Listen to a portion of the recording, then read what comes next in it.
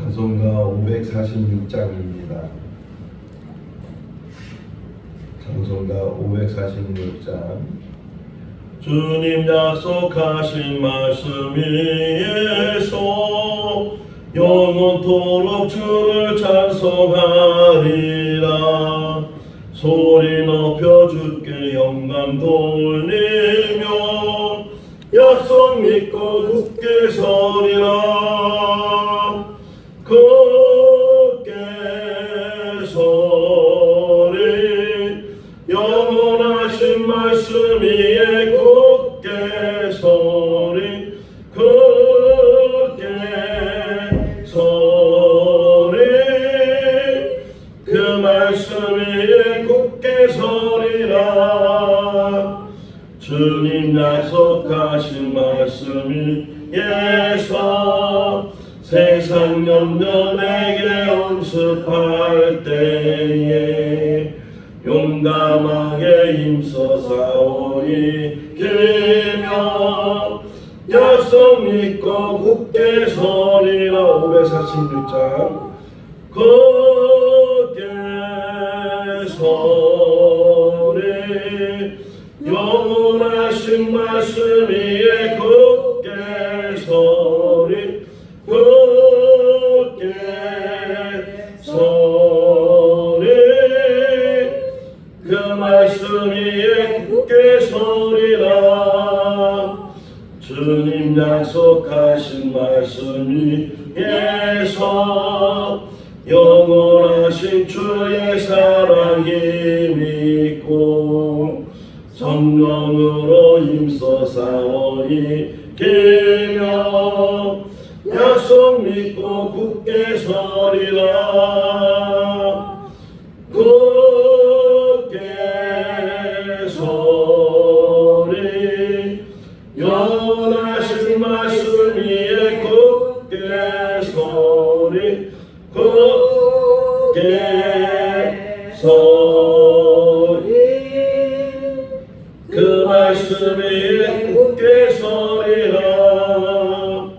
주님 약속하신 말씀 위에서 성령 인도하는 대로 행하며 주님 품에 항상 안식 얻으며 약속 믿고 굳게 서리라.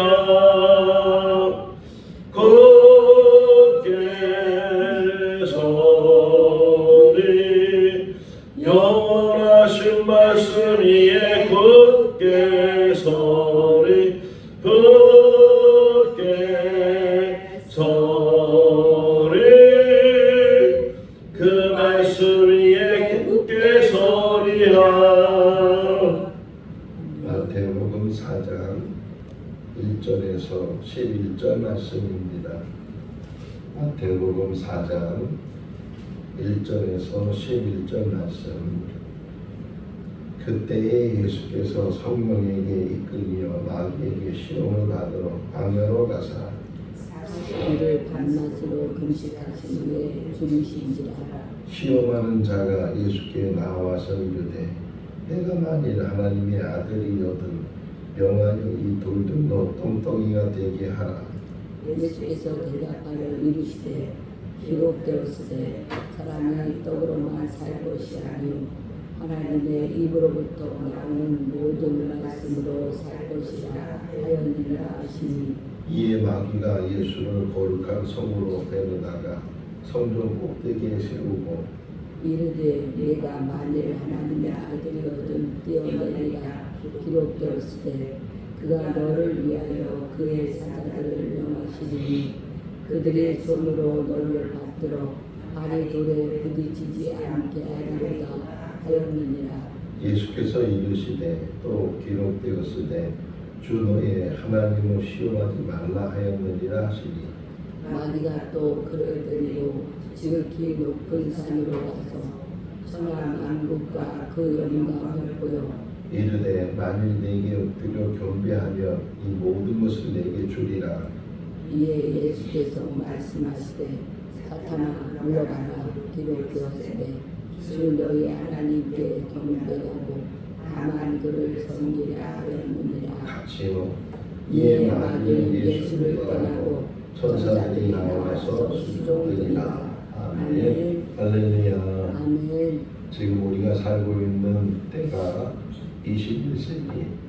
그러니까 굉장히 과거로부터 보면 예수님 시대에서부터 보면 많은 세월이 지났는데, 그런데 보면 지금 21세기가 돼도 어느 나라에서는 왕이 지금도 있어요. 예를 들면 영국이나 또는 태국이나 여러 나라들이 왕이, 사우디아라비아 이런 나라들에게 국왕이 또는 여왕이 있게 되는데, 왕이 이제 될 때에 대관식, 모니의 왕관을 씌워주는 그런 예식을 가질 때 아주 화려한 옷을 입고 또 많은 사람들이 축하하기 위해서 모여서, 그래서 성대하게 대관식을 갖고, 또 대통령이나 이런 취임을 할 때도 우리나라는 5년 단임제인데 우리 윤석열 대통령이나 그 외 대통령들이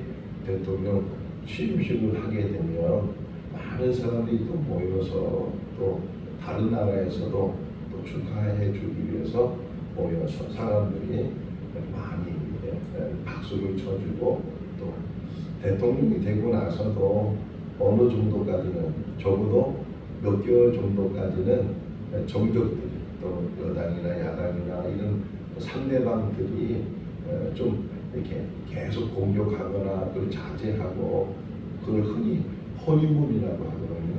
그러니까 처음 대통령이 되자마자 막 그냥 잘못한다고, 뭐 정책이 잘못됐다고 이러지 않고 한 몇 달은 어떻게 하나 두고 보는 그런 기간들을 갖게 되는데, 오늘 본문을 보면 예수님께서 어느 날 이제 세례요한을 찾아가서, 그래서 세례요한에게 세례를 받으셔. 이게 원래 3장과 4장이, 원래 성경은 장으로 나눠 있지 않아요.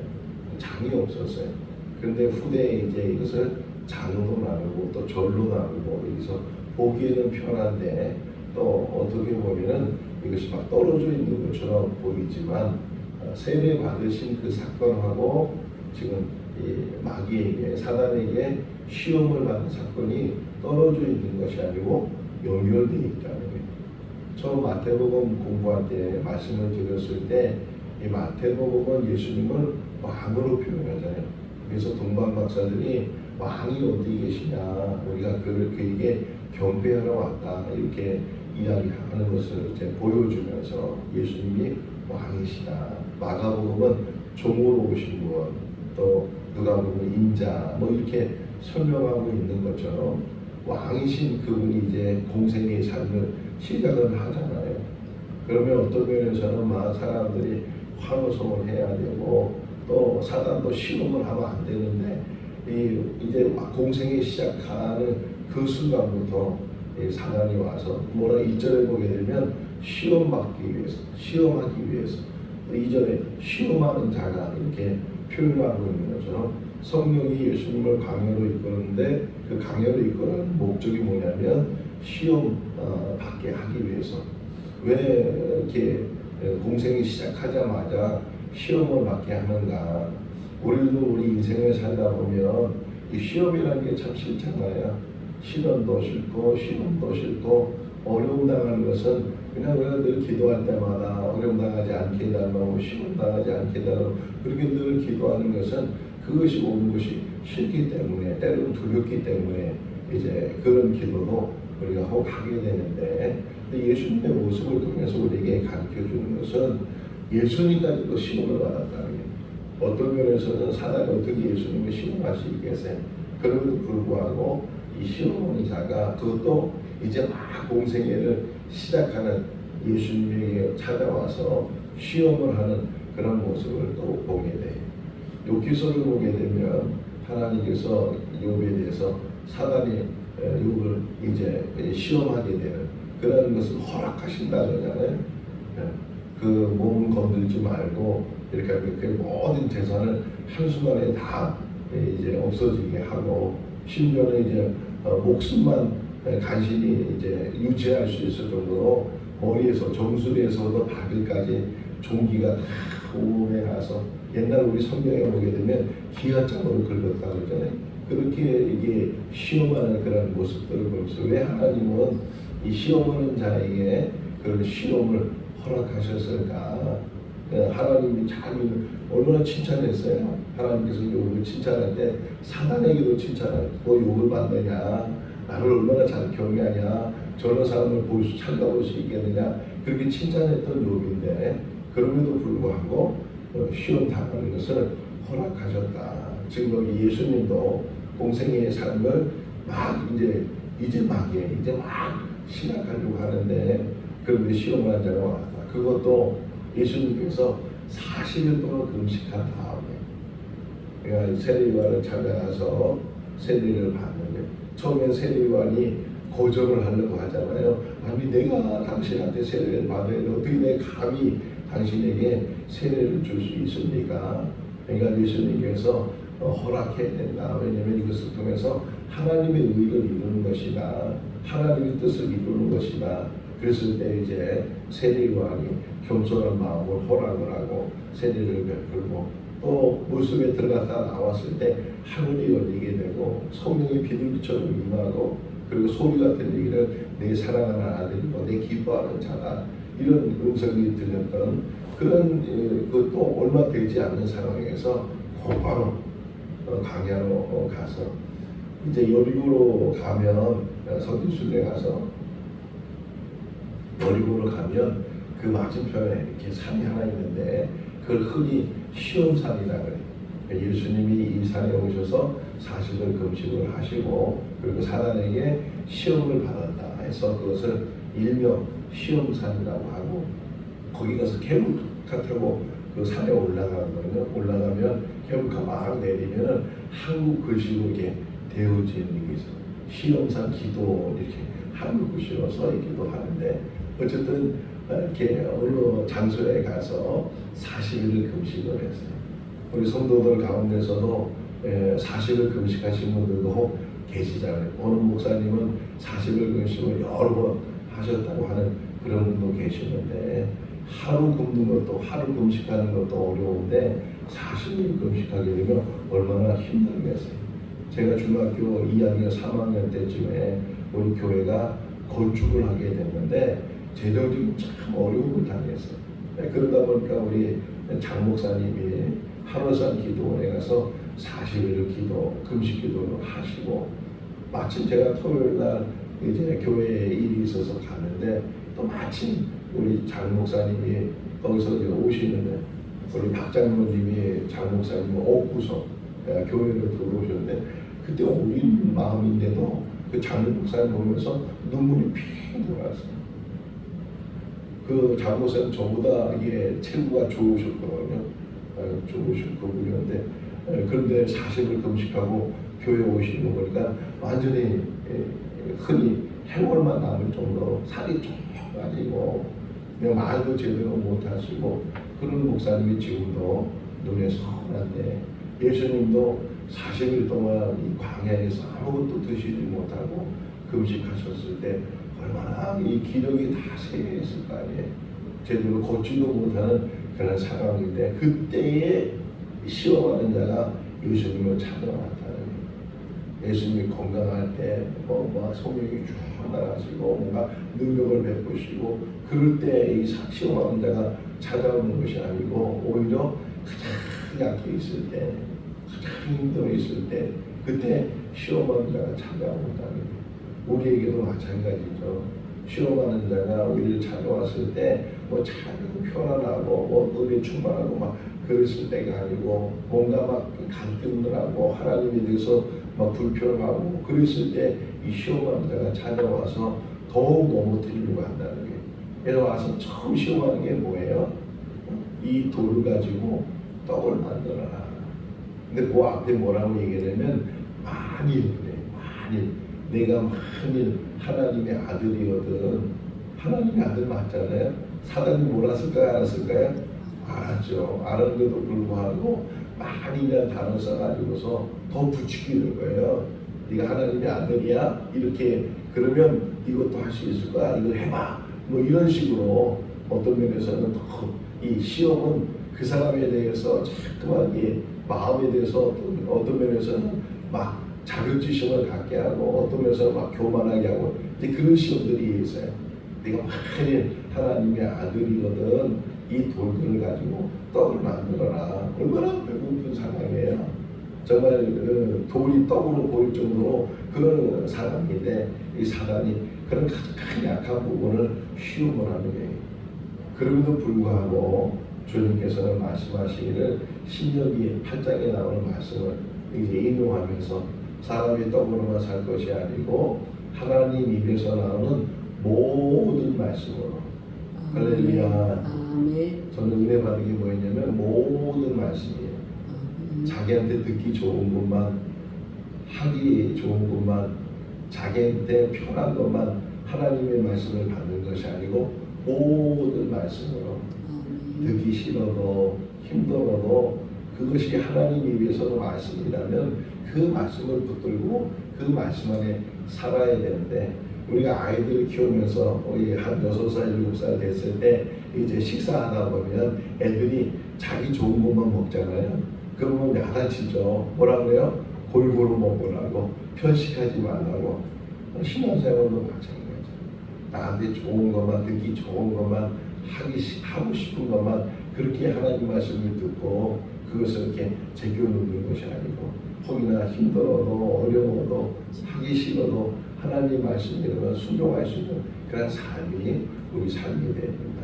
사람이 떡으로만 살 것이 아니고 하나님 입에서 나오는 그게 하나님 말씀입니다. 이 하나님 말씀을 통해서 우리가 늘 이 말씀을 붙들고 살아야 될 줄로 믿습니다. 두 번째, 이 시험하는 자가 또 시험을 하는 게 성경 꼭대기로 예수님을 데리고 가서 높은 데 그 하필이면 성전으로 올라간다는 게 하나님의 어떤 집이잖아요. 하나님의 집 성전 위에 이제 예수님을 올려가서 데리고 가서 뭐라고 얘기하냐면 내가 만일 또 이렇게 네가 만일 하나님의 아들이라면 여기서 뛰어내려 봐라. 예수님이 하실 수 있을 것 같아요? 못 하실 것 같아요? 능히 하실 수 있겠죠. 저 어렸을 때 이제 그 개발을 한다고 해서 산을 깎아가지고서 이렇게 축대를 쌓고 또 축대를 쌓고 그렇게 해서 이제 집을 지으려고 그렇게 했어요. 아직 집을 짓지 않고 토지만 이렇게 해가지고서 축대를 쌓고 그랬어요. 근데 이제 친구도 제가 한 6살, 7살, 아니 한 9살 정도 됐을 텐데 친구들하고 이렇게 하면서 야 여기 뛰어내려 보라고. 근데 한 5m 정도 되는 데거든요. 5m 정도. 아니 겁쟁이 막 그러면서 뛰어내려 보라고. 겁쟁이란 말이 기분 나빠가지고서 그 높은 데서 그냥 다칠 줄도 모르는데 근데 그때 어릴 때는 어떻게 뛰어내려도 다치지도 않더라고요. 지금 같아서 뭐 부러지든지 병원에 들어갔을 텐데 근데 이 겁쟁이란 말 때문에 기분 나빠가지고서 난 겁쟁이가 아니야 그러면서 막 뛰어내리죠. 지금 사단이 그런 유혹을 하는 거예요. 네가 만일 하나님의 아들이라면 이거 못 듣는 데서 이거보다 더한 것도 뛰어내릴 텐데 그러면서 막 유혹을 하고 그리고 부추기고 그러니까 우리 이 시험이 어떤 시험이냐면 자꾸만 교만한 마음을 갖게 해요. 교만한. 너 그거 못하지? 그러면 기분 나쁘잖아요. 나 할 수 있어. 막 그러면서 또 거기에 대해서 교만한 마음이 생기고 이런 일들이 많이 있다는 거예요. 그랬을 때 예수님께서 뭐라고 말씀하시냐면 하나님을 시험하지 마라. 자, 뛰어내리는 문제인데 예수님의 대답은 하나님을 시험하지 마라. 우리 인생도 마찬가지예요. 하나님이 가장 자문해 보면 하나님이 가장 싫어하는 게 뭐냐면 교만이에요. 교만. 내가 할 수 있다는 게 나만 할 수 있다는 게 나는 할 수 있다는 게 이런 교만이 하나님을 대적하는 거예요. 물론 뛰어낼 수 있다 할지라도 그것이 하나님의 뜻이 아니라면 절대로 하지 말아야 되는데 우리는 하나님의 뜻하고 상관이 없어요. 내 기분이 나쁘면 안 되고 내 마음이 상처가 되면 안 되고 내가 중요하다 보면 하나님이 떠나가 있다는 거예요. 하나님 앞에 우리가 시험하지 말아야 된다. 사단이 이 뛰어내리는 그런 문제를 냈을 때 예수님께서는 하나님을 시험하지 마라. 하나님을. 여러분 우리의 삶을 하나님의 초점이 되어 있어야 돼. 그렇지 않으니 이 유혹에, 이 시험에 빠져서 그만 자기도 모르는 사이에 교만해지는 게, 자기도 모르는 사이에 자기를 과시하는 게, 이걸 하다가 사람들이 알아주지 않으면 기분 나빠지게 되고, 이것 때문에 마음이 상함을 갖게 되고, 이것 때문에 다툼이 일어나게 되고, 싸움이 일어나게 되고, 자꾸만 자기를 드러내기 시작하면, 자기를 나타내기 시작하면 하나님에 대해서 대적자로 돌아서게 된다는 거예요. 모세가 이스라엘 백성들 이끌어갔을 때 물론 여호수아와 갈렙 같은 순종하는 사람들이 있었지만, 가다가 이 모세를 대적하는 게, 하나님 모세를 대적하는 건 하나님을 대적하는 게, 그런 사람, 심지어는 아론과 미리암도 이 모세를 대적하는 그런 일들이 민수기 12장에 나오는데, 이런 일들의 시험이 걸리는 게 뭐냐? 자기를 드러내려고 하는, 자기를 더 높이려고 하는 그런 일들 속에서 시험이 일어날 수 있다. 하나님을 시험하지 말라. 자, 그 다음에 이제 사단의 세 번째 시험하는 것이 만천하의 화려한 것들을 다 보여주는 거예요. 다 보여주면서 나한테 경배해라. 나한테 절만하면 내가 이 모든 것을 다 줄 수 있다. 너한테 주겠다. 실제로 그것은 누구의 것이에요? 하나님의, 자기 것도 아니잖아요. 속이는 거예요. 사단은 얼마나 속이고 유혹하면서 속이는지 몰라요. 꼭 자기 이것처럼 그런 속임이 있다는 거예요. 어젠가 그젠가 누구한테 들은 이야기가, 어떤 사람이 이제 결혼을 했어요. 남자를 만나서 이제 혼자 살게 됐다가 결혼을 하게 되면, 그 남자가 뭐 과시를 하는데 자기가 무슨 사장이고 뭐고 돈도 잘 쓰고 막 그래서 정말 이 사람이 돈이 많은 사람인가 보다. 그래서 결혼했는데 막상 결혼을 하니까 술주정뱅이고 돈도 먹고 사장도 거짓말이고, 이렇게 사단을 속인다. 이 속임을 당하지 않도록 우리가 깨어 있어야 된다. 그럴 때 해야 될 일이 뭐냐? 예수님께서 그 말을 들으면서 사단아 물러가라. 할렐루야. 명령이에요. 어떤 유혹이 오고 그런 것들을 사단아 물러가라. 속이는 자가 왔을 때 사단아 물러가라. 그래서 이 시험의 과정 속에서 우리가 배워야 될 것 중에 하나가 분별력이에요.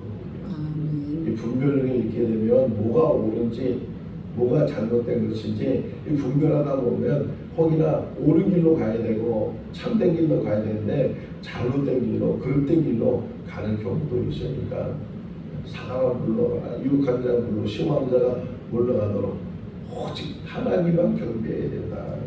할렐루야. 하나님만 의지할 수 있기를 바랍니다. 하나님만 경배하고 하나님만 바라보고 하나님만 의지하고, 아무리 내가 배가 고파도, 아무리 내가 뛰어내릴 수 있다 할지라도, 아무리 세상에 많은 물질의 유혹이 있다 할지라도, 그것의 현혹이 내가 아니고서 이 물질의 시험이잖아. 어떤 면에서 물질의 시험 속에서 내가 뭘 줄 테니까 이거 하나만 옮겨주면 내가 이거 당신한테 많은 사회경험을 하겠다고, 많은 돈, 이거 어떤 물건 하나만 이렇게 옮겨주는 거예요. 근데 그 옮겨주는 대가로 정말 생각도 못하는 많은 것들을 주겠다고 그러니까 여기에 유혹이 되는 게, 근데 알고 보니까 그것이 마약이었어요. 현행범으로 체포돼가지고서 공범이 돼가지고서 지금 형무소 가서 살고 있는 사람들이 있어요. 이거 아무것도 아닌 것 같지만 그것 때문에, 그 유혹 때문에, 물질 때문에 유혹당해서 인생이 무너지는 그런 일들이 얼마나 많습니다. 눈앞에 있는 것 때문에 저 멀리 있는 것을 바라보지 못하는 일들이 얼마나 많이 있는가. 그리고 나서 이제 세 번 시험한 다음에 물러가게 되고 천사들이 수종을 들었다, 이렇게 표현되어 있습니다. 누가복음 4장에도 예수님에 대한 시험 이야기가 나오는데, 특별히 누가복음 4장 13절 말씀을 보게 되면 뭐라고 잠시 동안 물러갔다는 거예요. 시험하는 자가 의인은 뭐라고 해? 떠나고 이렇게 떠났다. 그리고 천사들이 와서 수종 들었다, 이렇게 표현되어 있지만 누가복음에서는 그 시험하는 자가 잠시 동안 물러간다. 잠시 동안. 이 말은 무슨 의미예요? 다시 온다는 거예요. 다시. 우리도 마찬가지. 한 번 시험하면서 이겼어요. 그러면 내가 이제 시험하지 않겠지. 이게 아니고, 그 시험하는 자가 더 큰 시험을 가지고, 더 어려운 시험을 가지고 정말 내 힘으로는 해결할 수 없는 시험을 가지고 언제든지 다시금 우리를 찾아와서 시험에서 우리를 넘어뜨리고 하는 그런 일들이 앞으로도 지금 이렇게 우리가 저 논두렁에서 그런 장소에서 우리가 예배드렸다가 이제 좋은 건물이 생겨서 또 여기서 이제 예배드리고 있는데 우리가 이제 너무 좋은 건물 왔으면 이제는 어려움이 없을 거다. 정말 천만의 말씀이죠. 항상 깨어있지 않으면, 항상 우리가 하나님 말씀에 붙들려 있지 않으면 또 어떤 시험이 어떤 어려움일지 생각지도 못하는 일들이 우리 인생 속에서 얼마나 많이 일어나겠습니까? 예수님께서 겟세마네 동산에 가셔서 제자들과 더불어 기도하 너희들 여기 앉아서 기도해라. 내가 마음이 참 힘들다. 그래서 돈 덜 줄 만큼 더 가서 앞에 가셔서 정말 큰일을 기도했어. 그리고 돌아와 보니까 다 잠들어 있는데 한시도 깨어있지 못하느냐. 마음은 오는데 욕심이 약하도다. 더 우리가 잘 된다고 생각했을 때 더 깨어 있어야 되고 더 경각심을 가져야 되고 더 조심하지 않으면 얼마든지 이것 때문에 우리가 넘어지는 일들이 더 많은 일들이 어려운 일들이 일어날 수 있다.